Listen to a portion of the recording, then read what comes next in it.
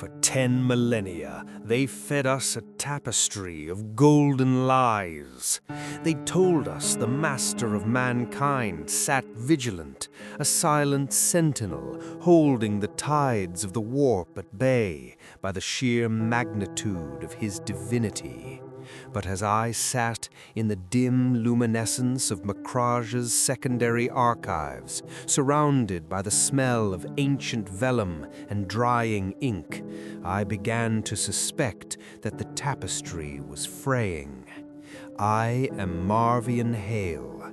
I am not a hero of the Astartes, nor a saint of the Ministorum.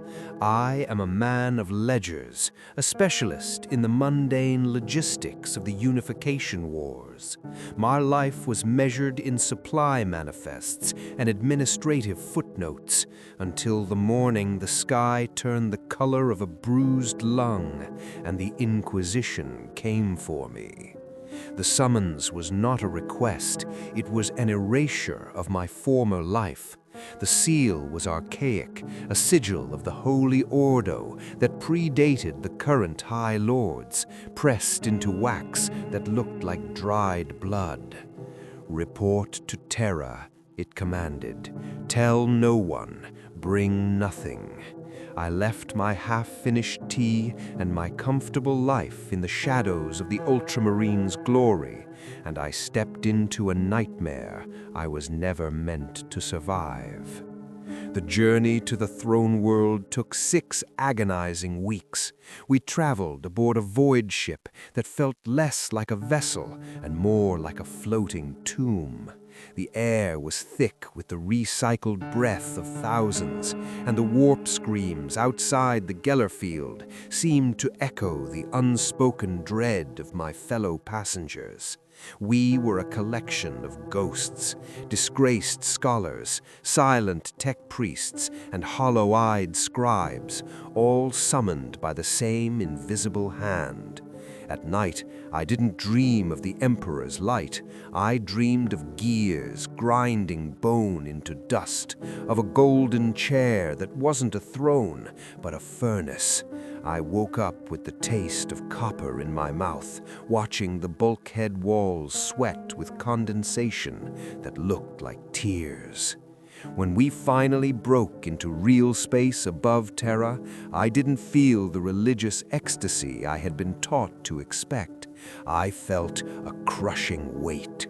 Terra was a scarred gray husk, a planet-sized monument to industrial decay, swaddled in orbital fortresses that looked like iron thorns.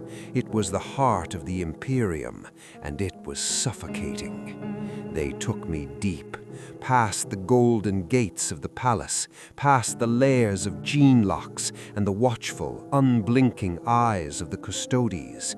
I was led into the sub-catacombs by Inquisitor Vestra Kalina.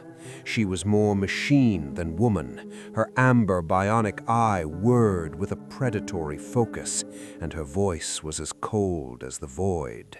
She didn't offer a welcome, she offered a door, a massive slab of adamantium inscribed with warnings that screamed of heresy.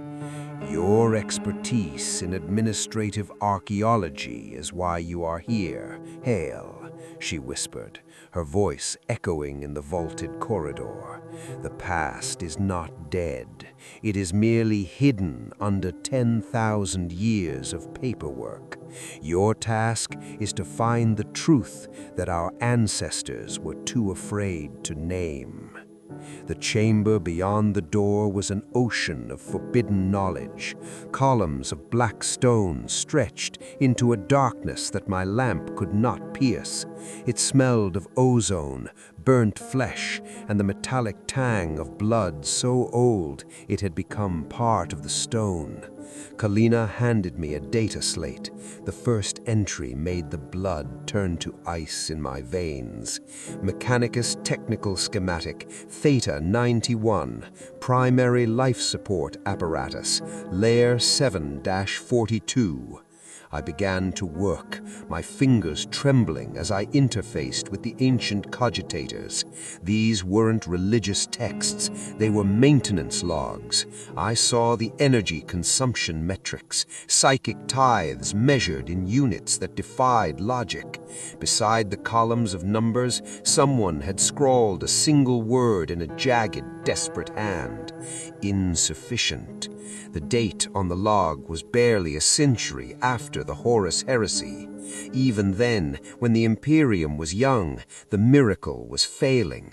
I traced the conduit pathways, realizing that the Golden Throne wasn't sustaining a god. It was a parasitic machine, a biological battery that was slowly, inevitably, running dry. My heart hammered against my ribs like a trapped bird.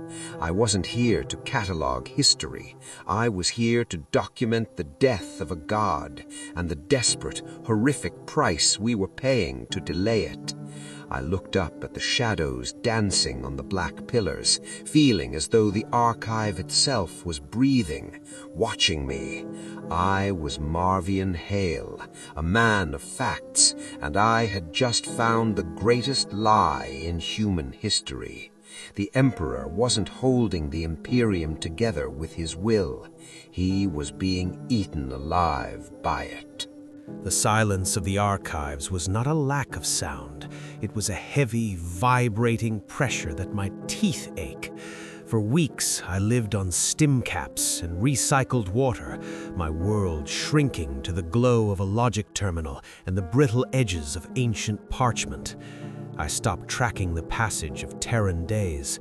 Down here, time was a fluid, sickening thing. I found myself obsessively tracing the logs of the Astra Telepathica, records of the black ships that had been scrubbed from every official history. The numbers were an indictment. In the beginning, the tithe was a trickle, 50 psychers a day to keep the Astronomicon's beacon focused. By the middle of the 35th millennium, it had risen to 500. Now, the ledgers showed a steady requirement of over 1,000 souls every 24 hours. But it was the unaccounted variables that broke my spirit. I found requisition forms for bioconductive housing and neural link dampeners signed by the fabricator general himself, quantities that suggested tens of thousands of casualties during maintenance spikes that the public never heard about. One night, while decrypting a crystal memory matrix recovered from a derelict cogitator, I found something that wasn't a log. It was a sensory recording, a forbidden ghost file left behind by a magos of the Adeptus Mechanicus who had vanished 8 centuries ago. When I ran the playback, the air in the room seemed to drop 20 degrees. I didn't see a video, I felt a scream. It was a telepathic echo so violent it bypassed my ears and lashed directly against my mind. Through the static, I saw a flickering holographic image of the throne room, but not the one depicted in the tapestries. This was a place of gore and madness. I saw the Emperor, or what was left of him. He wasn't a radiant king. He was a calcified husk, his jaw locked in a permanent silent howl, lashed to a machine that looked like it had been designed by a butcher rather than an engineer. Huge rusted pistons pumped rhythmically, forcing ichor through tubes that vanished into his very marrow. The Magos's voice whispered over the sound of grinding metal. The anchor is breaking. The more we feed it, the more it hungers. We are not saving him. We are keeping him from dying so that the machine can keep eating. My hands shook so violently I nearly dropped the data slate. I began to cross-reference the Magos's notes with a file labeled Project Reclamation. It wasn't just a contingency plan, it was a recipe for a new god. The Inquisition wasn't looking for a way to heal the Emperor. They were building a gestalt vessel, a psychic construct powered by the collective trauma of billions. They wanted to trigger a sector-wide catastrophe, a great culling, to harvest enough psychic energy to spark this new entity into existence. You found the heart of the rot, haven't you, Marvian? The voice came from the shadows behind a column of data stacks. I spun around, my heart nearly stopping. Vestra Kalina stood there, her amber eye glowing like a dying ember. She didn't look angry. She looked tired, horribly, anciently tired. "The Emperor is a dying battery, Hail," she said, stepping into the dim light. Her hand rested on the hilt of a sanctified blade. "The Golden Throne is failing faster than the Mechanicus can patch it. Within a century, the Astronomicon will go dark. When that happens, the Imperium doesn't just fall, it vanishes. Every ship in transit, every world relying on warp travel, every soul gone." "So you're going to kill him?" I whispered, the heresy tasting like ash in my mouth. "You're going to murder the master of mankind to build a machine god?" "He died 10,000 years ago, Marvian," she countered, her voice dropping to a chilling softness. "The Reclamation Protocol is the only way humanity survives. We need your skills to finalize the justification logs, to make the High Lords believe this was his final command. You will rewrite the history of his death before it even happens." She stepped closer, and for the first time I noticed the faint rhythmic ticking coming from her own chest, an augmentative clockwork heart perhaps, or something much sinister. She held out a hand, not in a threat, but as an invitation to damnation. "Help us finish the work or become part of the tithe. There is no third path in the dark." I looked at her hand, then back at the screaming face of the Emperor on my screen. In that moment, the archive felt like it was shrinking, the walls of the palace closing in like the jaws of a trap. I realized then that I wasn't an archivist anymore. I was a witness to a cosmic murder-suicide. I didn't answer her. I couldn't. The air in the chamber felt as though it had been replaced with liquid lead. Kalina watched me for a long moment, her amber eye whirring with a soft, mechanical rhythm that sounded like a countdown. When she realized I wouldn't speak, she didn't strike me. She didn't even sneer. She simply checked a chronometer on her wrist and sighed, a sound of profound, weary disappointment. "You have 1 hour, Marvian," she said, her voice devoid of heat. 1 hour to decide if you wish to be the architect of humanity's future or a footnote in its extinction. Reflect well. The archives are vast, but there is nowhere in this palace that the Inquisition cannot reach. She turned and walked out, the massive adamantium door sealing behind her with a hiss of pneumatics that sounded like a final breath. I was alone, truly alone. The silence that followed was suffocating, broken only by the hum of the ancient cogitators and the distant, rhythmic thumping of the palace's seismic stabilizers. Or perhaps it was the heartbeat of the throne itself, echoing through the crust of the earth. I didn't spend that hour reflecting. I spent it acting. My mind, sharpened by years of navigating convoluted administrative labyrinths, went into a cold, survival-driven overdrive. I knew Kalina's offer was a lie. There was no third path. If I helped them, I would be executed the moment the final period was inked onto the justification logs. A man who knows how the gods are killed is a man who cannot be allowed to live. I began to move through the stacks, not with reverence of a scholar, but with the desperation of a thief. I grabbed physical copies, actual parchment and vellum that I had identified as the most damning. Testimonies from the custodes who had watched the light flicker and heard the screams of the machine. Technical schematics showing the reclamation conduits that bypassed the Emperor's physical form entirely. I stuffed them into the inner linings of my heavy archivist's robes, the forbidden weight pressing against my chest like a brand. I found a service hatch in the rear of the archive, hidden behind a tattered tapestry depicting the unification of Terra. It was meant for maintenance servitors, a narrow, grime-streaked shaft that led deeper into the sub-catacombs. Using a heavy brass paperweight, I smashed the manual override. The metal shrieked, a sound that surely echoed through the ventilation ducts, and I scrambled inside. The descent was a blur of darkness and the smell of ancient oil. I emerged into a level of the palace that didn't exist on any map I had studied. This was the reservoir. The chamber was vast, a cathedral of glass and steel that stretched for kilometers, and within it were the coffins, thousands upon thousands of them, arranged in neat, terrifying rows. Each was a stasis pod, and within each pod lay a psyker. They weren't being fed to the throne yet. They were the stockpile.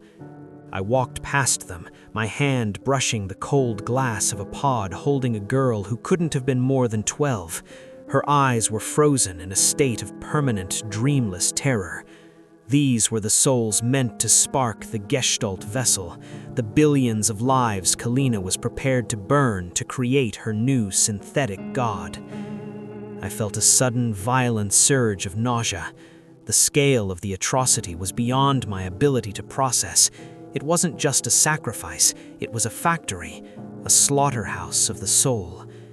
I reached the far end of the reservoir, where the air grew hot and the floor vibrated with a terrifying intensity. I was approaching the primary conduits of the Golden Throne. Here, the ozone was thick enough to taste, and the psychic pressure was a physical weight that threatened to crush my skull. I found a terminal, an ancient brass-bound Vox array that looked like it predated the Great Crusade. It was a communication hub used for emergency maintenance broadcasts across the palace's internal networks. My hands were slick with sweat as I began to interface my data slate. I knew the palace's security would detect the intrusion within seconds. I had no hope of a long broadcast. I only had a window of seconds. I began to speak into the Vox grill, my voice cracking with a mixture of fear and fury. I described the reservoir. I described the reclamation protocol. I named Vestra Kalina and the High Lords who had sanctioned this murder. I spoke of the Emperor, not as a god, but as a prisoner of our own cowardice. "The light is a lie," I screamed into the void. "The throne is a tomb, and they are preparing to seal us all inside it." I hit the transmit button, broadcasting on every frequency the array could reach. Orbital relays, rogue trader vessels in the void, Martian listening stations. For 7 seconds, the truth screamed through the warp shadow of Terra. And then, the world exploded in red light. The terminal shattered as a lasbolt slagged the primary processor. I was thrown backward, my shoulder hitting the cold stone floor with a sickening pop. I looked up through a haze of smoke and saw them. Kalina stood at the entrance of the chamber, flanked by 2 killers in unmarked carapace armor. Her amber eye was no longer whirring. It was fixed on me with a cold, murderous clarity. 7 seconds, Marvian, she said, her voice amplified by her helmet's Vox unit. You traded your life for 7 seconds of noise that the vacuum will swallow. I tried to stand, but my legs wouldn't obey me. I looked at the thousands of sleeping psychers around me, then back at the woman who would be their executioner. I didn't feel afraid anymore. I felt a strange, hollow peace. I had spoken. The record was no longer silent. 7 seconds is enough to start a fire, I whispered, blood pooling in my mouth. Kalina didn't reply. She raised her bolt pistol, the barrel a dark, empty eye staring into my soul. The last thing I heard wasn't the shot. It was a low, mournful hum from the stasis pods, a collective sigh from the dreamers who were about to wake up in hell.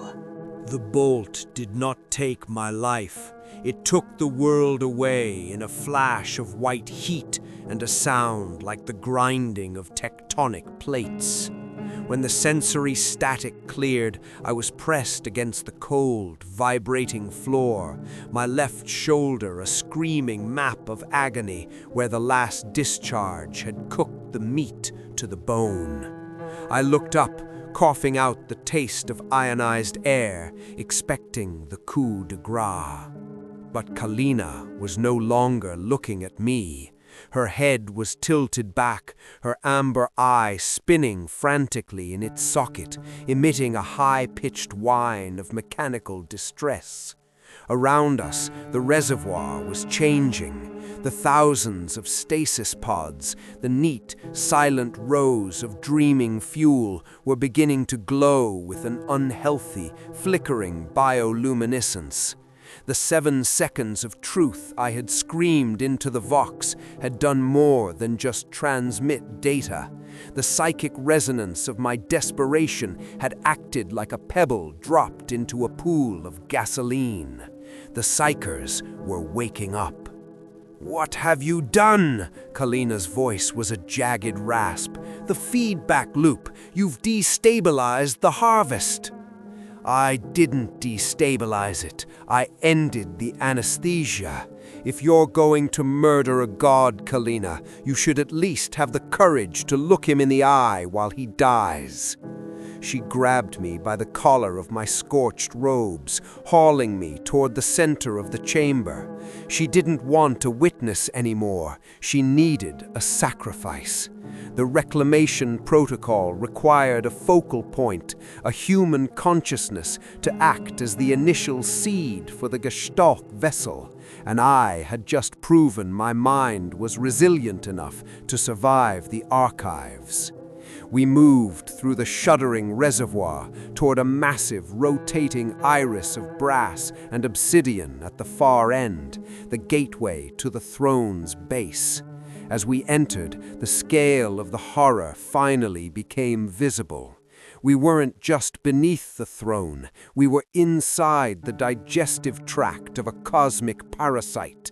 Thick, pulsating cables, resembling the intestines of some prehistoric beast, hung from the ceiling, dripping with the golden, viscous fluid that sustained the Emperor's physical husk. And then I saw him. Not directly, no mortal eye could survive the unfiltered sight, but I saw the shadow he cast upon the reality of the room. A towering silhouette of fractured light, lashed to a chair of jagged, singing metal. He wasn't sitting, he was being impaled by 10,000 needles of psychic copper. Every few seconds, a wave of golden fire would ripple out from the shadow, and I realized with a sickening jolt that this was the light the galaxy worshipped. It wasn't a beacon of hope, it was a rhythmic pulse of pain, the byproduct of a soul being slowly grated against the edges of the warp. "He wants to go," I whispered, the realization hitting me harder than the last bolt. "He isn't holding the gate shut, he's trying to let go, and the machine, the throne, is the jailer." Kalina threw me onto a ritualistic dais at the base of the shadow. "The machine is humanity's survival, Hale. If he lets go, the warp swallows us all. We aren't jailers, we are the walls of the city." She began to initiate the final sequence on a console that looked like it had been carved from bone. The pods in the reservoir began to rupture. I felt the first of the souls being drawn in, a cold, rushing wind of spirits being sucked toward the throne. They weren't merging into a god, they were being shredded into raw energy. The Gestalt vessel wasn't a new consciousness, it was a vacuum, an artificial hunger designed to replace the Emperor's fading appetite. As the first wave of psychic energy hit the chamber, the shadow on the throne shifted. For a microsecond, the screaming stopped, a silence so profound it felt like death descended upon the catacombs. And in that silence, I heard a voice. It wasn't words, it was a feeling of ancient, crushing exhaustion. "Enough." The word vibrated through my soul. The golden cables began to crack. The Emperor wasn't accepting the replacement, he was rejecting the lie. But as he pushed back, the Inquisition's safeguards, the fail-safes Kalina had helped build, began to burn. The air turned into liquid fire, and I saw Kalina's bionic eye melt down her cheek as the psychic backlash hit her. She turned to me, her face a mask of charred skin and horror. "It's not working. He's refusing to be replaced," I screamed over the roar of collapsing reality. "Because he knows what you're making isn't a god. It's a monster, Kalina. You're building a daemon of order, a thing that will save us by turning the whole galaxy into a silent, unthinking tomb." The chamber began to dissolve. The black stone pillars cracked, revealing the glowing, frantic machinery beneath. Through the fissures, I saw the true face of the reclamation, a second throne, smaller, colder, and made of the same obsidian as the black pillars. It was empty, waiting for a pilot. And as the psychic storm reached its crescendo, I realized that Kalina wasn't just the architect, she was the first intended occupant. The room buckled. A void opened beneath the dais, and as I felt myself falling into the churning psychic soup, I saw the shadow on the golden throne reach out, not to save me, but to pull the whole nightmare down into the dark with him. I was falling, not through air, but through the shredded remains of 10,000 souls. The psychic soup was thick and cold, a kaleidoscope of stolen memories and dying screams that clung to my skin like oil. The chamber of the Golden Throne had become a centrifuge of madness. Above me, the shadow of the master of mankind flickered like a candle in a gale, his silent agony flaring into a blinding golden supernova that fought to reject the obsidian parasite Kalina had unleashed. I hit the dais, but there was no floor, only the vibrating crystalline surface of the second throne. I saw Kalina through a haze of silver sparks. She was no longer a woman. The psychic backlash had stripped the flesh from her mechanical frame, leaving a skeleton of chrome and amber wire that clawed at the bone-white console. She was screaming, but the sound was being swallowed by the roar of the Gestalt vessel activating. The vacuum she had created was working, but it wasn't harvesting the psychers anymore. It was pulling everything into itself. The stone, the air, the history of Terra, all of it was being sucked into the obsidian void. It is done, she rasped, her voice a glitching digital shriek. The anchor is set. She threw a lever and the obsidian throne beneath me groaned with a sound of shifting glaciers. I felt a cold, sharp needle drive into the base of my skull. This was her final move. She didn't need me as a historian anymore. She needed a conscious mind to act as the black box, the recording device that would witness the birth of the new god, so the Inquisition could refine the process for the next cycle. My mind was being flayed, my memories of Macreus, my childhood, and the archives being formatted into raw data to stabilize the Gestalt. But then, the golden shadow above us did something it had not done in 10 millennia. It leaned forward. The weight of the Emperor's attention didn't feel like a father's embrace. It felt like an extinction-level event. The golden fire didn't burn, it erased. I saw the obsidian throne crack. I saw Kalina's mechanical heart shatter into dust. And in that moment of absolute, terrifying clarity, I saw what my 7-second transmission had actually done. It hadn't just alerted the Martian listening stations. It had provided a frequency, a singular, desperate note of human truth that the Emperor had used as a tether to pull himself back from the brink of oblivion. He wasn't trying to die. He was trying to purge. The golden light surged, a tidal wave of righteous, horrific purity that incinerated the reclamation protocol. I saw the artificial god dying before its first breath. But the cost was the end of the world. The psychic backlash rippled outward from the palace, a scream of golden energy that I knew with a historian's cold certainty was burning the minds of every psyker on Terra. My 7 seconds of truth had become the catalyst for a slaughter that made the daily tithe look like mercy. The chamber began to collapse. The ceiling, heavy with the weight of the imperial palace, started to descend in a rain of gold-leafed rubble. I lay on the breaking obsidian, my consciousness fading into the white heat. I saw Kalina's remains vanish beneath a falling pillar of black stone. She died believing she had saved the Imperium. I was dying, knowing I had helped the Emperor commit one final monstrous act of survival. In the final moments, as the darkness of the physical world met the white light of the psychic fire, the Vox array I had used earlier flickered back to life for a single impossible second. Through the static, through the miles of rock and the interference of the warp, a voice came through. It wasn't the Emperor, it wasn't the Inquisition. "We heard you, Marvian Hale," the voice whispered, a voice that sounded like the rustle of ancient parchment and the cold wind of the void.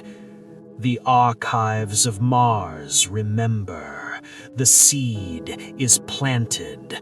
When the golden throne finally falls, we will be waiting in the dark to claim what is left."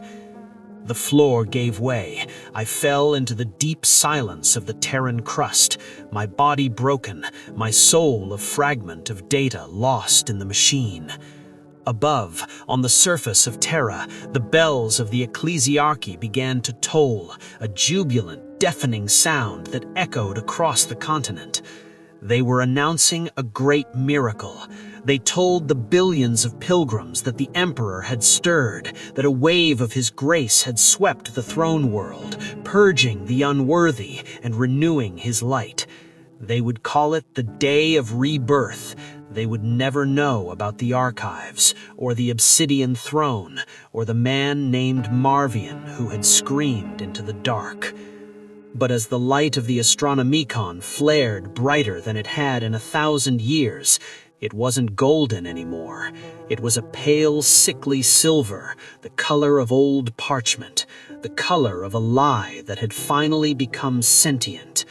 The Emperor still sits upon the throne, yes, but something else is sitting with him now, woven into the circuitry of his suffering.